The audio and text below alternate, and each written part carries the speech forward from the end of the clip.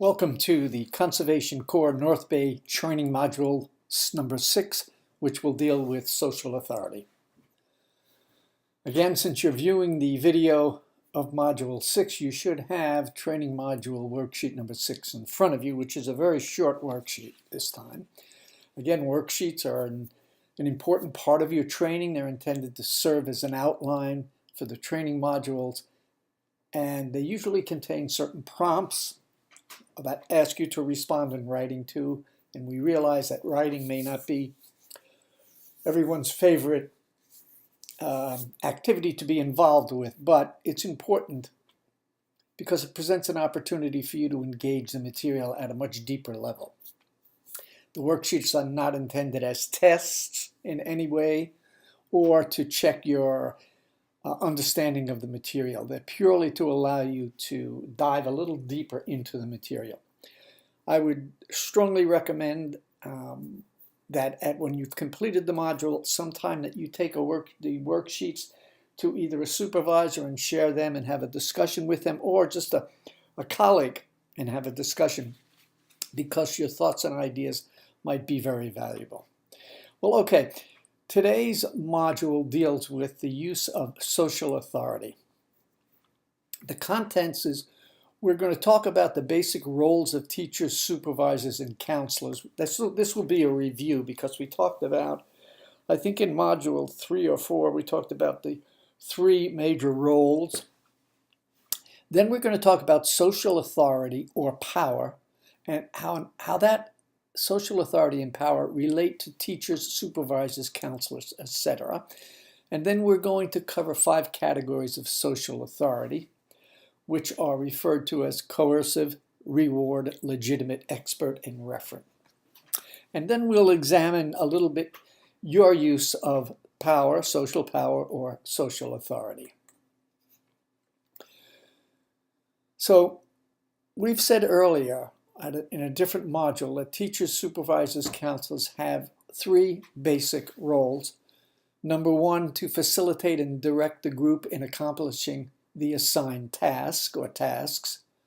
And this is a teaching and learning and management role. This is helping the group to accomplish its tasks. The second goal is to keep the group in working order by supporting the development of collaborative relationships, cooperation, trust, respect, concern for others, honesty, etc. And this is a relationship building as well as a teaching and learning role. That's why those relationship techniques that in modules 4 and 5 are so important, because this is part of accomplishing this goal. The third goal is to be aware of the knowledge, skill, and emotional competency levels of the members of the group, their strengths, maturity, their relationships to authority, their exposure to trauma, and other life experiences that might be helpful. And this is an assessment role and a learning role. And in schools and organizations and clinics, etc., teachers and supervisors and counselors are usually assigned a 4th role, the role of the person who is in charge. And this is referred to as the legitimate use of power or social authority. So social authority, or the justified use of power, is ascribed by the organization and not by individuals whom the organizations serve. Therefore, the exercise of social authority by whoever is in charge can have major implication for the individuals under their charge, and it can have major implications for how the relationships develop. So how you and I, if we are supervisors or teachers or counselors and we're in charge of a group of people, how we use our social authority will greatly influence how the relationships between ourselves and our clients are. Well, let's take a look at this now. In 1959, 2 social psychologists, John French and Bertram Raven, identified 5 underlying bases of power or social authority: coercive power, which is sort of a transactional type of power; reward power, which is transactional also, legitimate power, which is official power, expert power, which is knowledge or information-based power, and then referent power, which is principle-centered power. And we're going to discuss each of these 5 bases of power. It's important to note that each type of power or authority is effective in certain situations and under certain circumstances. So there's no right or wrong here. Each of them can be very effective, and it depends on the situation. Again, it's like the toolbox of all the different strategies and the difference between a technician and a professional. We have to be aware of all of these 5 bases of power and what effects they might have and how to use them. It's also important to be aware of the implications of the use or exercise of each type of social authority. So the first one is coercive power. And coercive power is the ability to punish someone if they are not acting in a way that we think is appropriate. And it's generally based on threats, consequences, and it's associated with the rules and rewards and punishment. If you remember that behavior change continuum that we talked about, and on the extreme right side was the control of individuals by external reinforcements and punishments. And so coercive power falls under that category. It can be very, very effective to stop the bleeding. Pardon me. So it can be very effective to stop the bleeding, to immediately intervene, and it may work in the short term. However, it is not freely given by an individual or group members. It's carried on by intimidation. So members of the group or an individual, if you're using coercive power, they're not freely giving you authority over them. You're intimidating them. And it's one of the weakest forms of social control, because as soon as you lose your ability to punish, you lose your ability to control. You'll see coercive power used a great deal in education. Teachers punish students, detentions, this and that, taking points off their test, yada, yada, yada. Very weak form of social control, although at times it can be very effective to immediately intervene and stop something. So that's coercive power.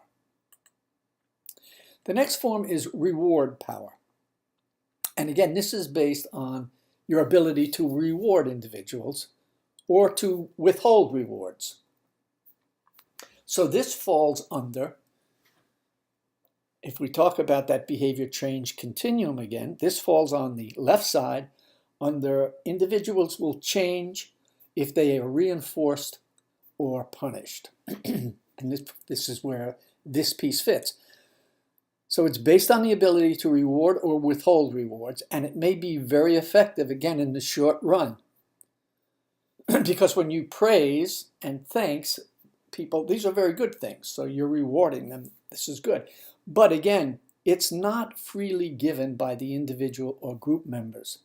You cajole it out of them because you're rewarding them. So they're not freely giving it to you.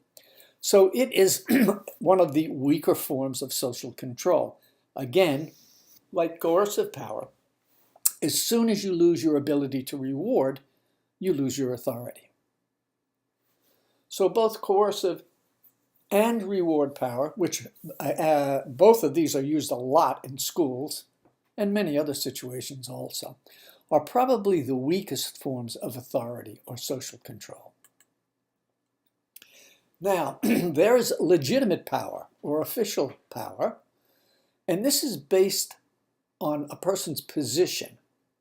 So it's not based on the individual, but it's based on the position, like a judge or a policeman, or in the military, the chain of command. A lieutenant automatically has legitimate power over the non-com officers. So this is power that's ascribed by the organization to an individual.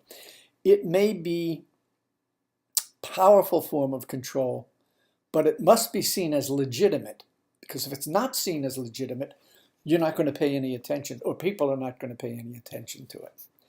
And it may or may not be given freely by group members. There has to be a respect for the position. There's an interesting thing going on right now in our world, in our government. Many people do not respect our elected officials now. And usually in the past, elected officials were respected, but now they're not. So there are many elected officials who ordinarily would have legitimate power are now losing somewhat of that legitimate power. Also, another weakness is it may be culturally based or determined. You know, some people's freedom fighters are other people's terrorists.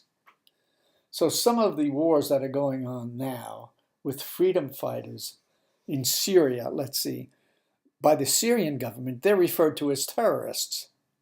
By other governments, they're called freedom fighters. So legitimate power, official power, is a very good form of social control or social authority as long as group members or individuals respect the legitimacy of the person who has the power. If they don't respect it, then legitimate power is not very powerful. Another form is expert power, and this is knowledge-based. This is a powerful means of control, especially if your expertise is valued or needed. It's based on experience and skills in one area or the perception that you have knowledge and skills. It's powerful. It's usually freely given by group members as long as the area of expertise is relevant. So we generally freely give our doctor or our dentist or our lawyer expert power because they're theoretically experts in their field. One of the problems with it is knowledge bases change quickly, and this may diminish one's power over time as the knowledge base changes. And as the need for the expertise lessens, so does the authority. So expert power is a very strong form of social power.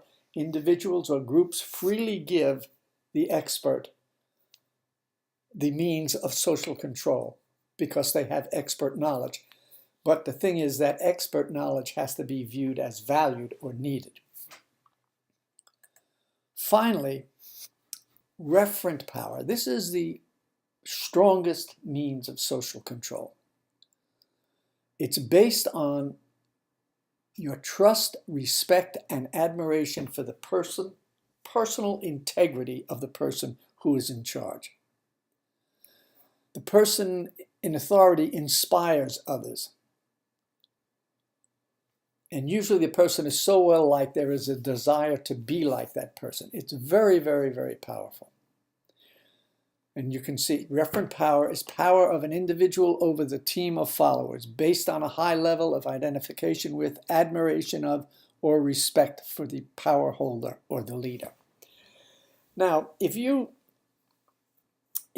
supervisor is a person who you truly believe is interested in you, is honest, is open and fair, and concerned about you and others, then you will ascribe referent power, and you will freely give power to that individual.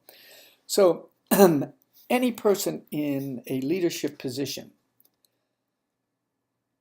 if you can have the group that you are leading or supervising see you as a referent person and you have referent power, you have a very, very, very strong means of social authority. That's why the relationship building is so important, because if you build solid, strong relationships, then people probably see you as being a referent or deserving a referent power.